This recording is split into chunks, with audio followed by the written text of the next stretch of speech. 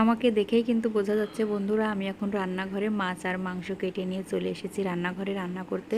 আর এখন আমি রান্না করছি এই যে মুগ ডাল দিয়ে আর মাছের মাথা দিয়ে মুড়িঘণ্ট।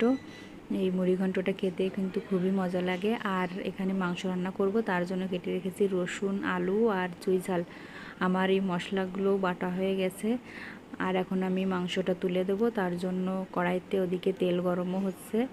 আর এদিকে মাংস কেটে রেখেছিলাম, সেই মাংসটা জল ঝরানোর জন্য আমি ঝুড়িতে রেখেছি। মুরগির মাংসে অনেক জল থাকে। মাংসটা কষানোর জন্য আমি কড়াইতে দিয়েছি। আর এই মুরগির মাংসটা আমি খুব ভালো করেই কষিয়ে নিব, কারণ মাংসটা যতই কষানো হবে ততই এর স্বাদটা বেড়ে যাবে। বন্ধুরা, মাংস রান্না হয়ে গিয়েছে। এই যে আমার মাংসটা, আমি খুব বেশি তেল মশলা ব্যবহার করিনি।